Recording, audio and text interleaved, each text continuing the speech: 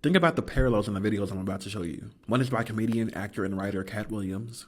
You probably wonder, why do white people pay so much attention to black people if they don't like them? I don't pay attention to things I don't like. What's the answer? The liar knows what lie he told.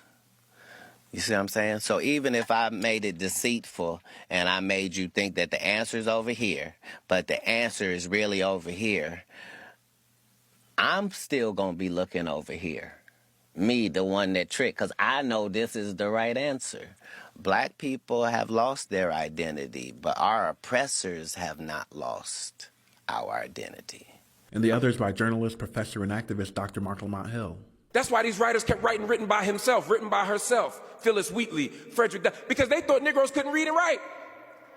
They thought Negroes didn't have the capacity to read and write. And yet they made all the laws to stop us from learning how to do what? Read and write. If we can't read and write, what you trying so hard to stop us for? And the answer is because America has always known what you are. America has always known who you are. America has understood what you're capable of, and they will make you think you ain't nothing at the same time that they exploit your gifts. They'll tell you you lazy and make you a slave. They'll tell you you dirty and have you clean their house. They'll tell you you uncivilized, and we raise their children. They know who you are. But it's time that you listen to who you are, that you understand who you are.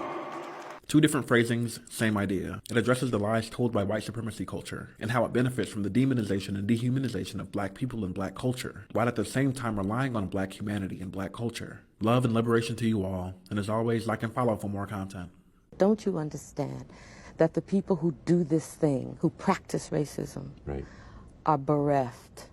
There is something distorted about the psyche. It's a huge waste, and it's a corruption and a distortion. But when you take it away, I take your race away. And there you are, all strung out, and all you got is your little self. And what is that? What are you without racism? Are you any good? Are you still strong? You still smart? You still like yourself? I mean, these are the questions. It's, if you can only be tall because somebody's on their knees, then you have a serious problem. And my feeling is white people have a very, very serious problem. And they should start thinking about what they can do about it. Take me out of it. They be like, black people, what are you going to do when he comes for you? Don't you know that you're next? And we be like, actually, we were first. We are living in dark times. What are you going to do? What we always done. Take scraps and make chicken wings. They give us pig intestines, we make them into chitlins. We took corn and made cornbread. We took peanuts and made butter. We sang through the darkness. We made genre after genre after genre of music. Everything we touch is hot. Everything we touch turns into gold. We literally built it from the ground up. And here we are, still standing. During slavery times, who were the ones who worked the fields? And if immigrants are taking those jobs, and now the immigrants aren't here to do those jobs, and now you can't get a higher education, who does he expect to go work the fields? So should you also be worried and stand up for everything that's happening? Should the black and brown join forces? First of all, ma'am, we have always been the target. We are the first target. And we never remove ourselves from being targeted. See, we used to being targeted. You understand? See, we couldn't play footsies with white supremacy. See, we couldn't put white on our census. We are FBAs, period. That's number one. Number two, about jobs. Black people do any job. Trust me, I know. But the difference is black people are going to be paid the right salary. Black people are not going to go to no field and pick no fruits and don't get paid for it. That's backbreaking work. The Latino community in America would be just fine if every last one of them was deported. You're talking about the ones who are illegal. Because not everybody in the Hispanic community are illegal. That's just bottom line, right? But you're saying about us joining together. Ma'am, we tried. We tried for years, even to the point that we were looking stupid saying black and brown. That's how much we wanted a unification with black and brown as a collective of people. We've said black and brown need to join together because if we together, we can literally run this country. Because between the black community and the Hispanic community, man, we can really do a lot of headway. You know what I'm saying? Oh, we deal with discrimination, you know, and all that. So we can relate. But no, ma'am, you need to do the research into LULAC and how they didn't even want to be classified as Mexican. They want to be classified as white. That's the big problem in your community, ma'am.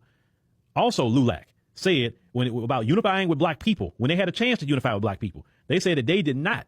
That Felix Tiarina guy from LULAC, he said he did not want to unify with black people. Let black people fight their own problems, fight their own issues. I don't want nothing to do with them. I ain't trying to join with them. This is what people that lead your community, and LULAC is still in existence today. I'm going to be very short and very to the point. To the white people watching this, and especially to the white people that know me in the real world, my friends, okay? Today, Trump did away with the Equal Employment Opportunity Act.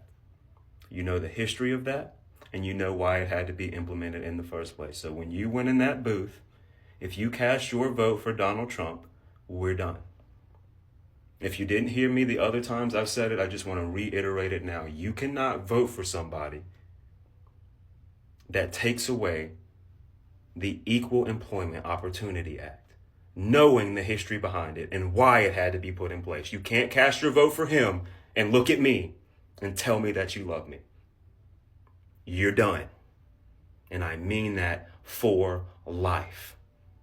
Unfucking believable. They try to paint it as this saving grace for civil rights when really they just want to fill the federal government with all of their selected employees that are loyalists no matter what. So even after the 4 years that Donald Trump is done, even if another MAGA loyalist or Republican takes the presidency, they still have to go through all of this bullshit because now you got only MAGA federal employees.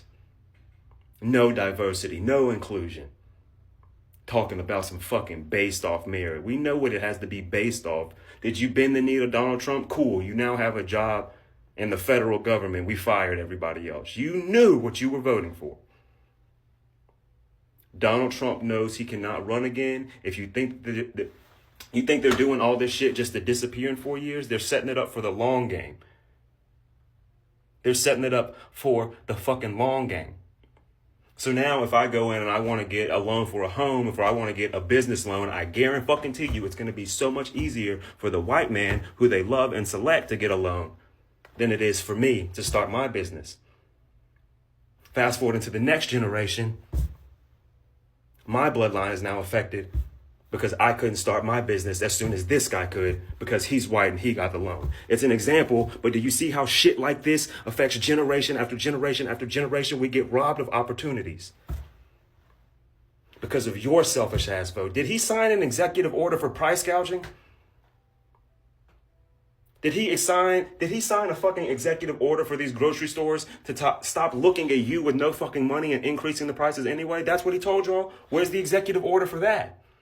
Oh, well, it's a process and it's complicated. It can't, excuses. Like it always fucking is from y'all. Done, dude. Out my fucking face, man. Think about how big of a fucking pussy you have to be, man. You don't want anybody criticizing you or speaking out against your ideology, so you try to suppress the flow of information and social media because you're a strong leader, but you can't take fucking criticism. And then on top of that, when you lose or when your people lose, you blame it on fucking DEI and the corrupt government. Because the guy who you fucking lost to is not fucking white, but he's also more qualified than you. You can't fucking wrap your head around that. You have fucking terminal, incurable hatred in your heart. And it's genuinely not until recently I had to accept that even those type of people can fucking exist. I cannot control your existence, but I can control your access to my fucking life, bro.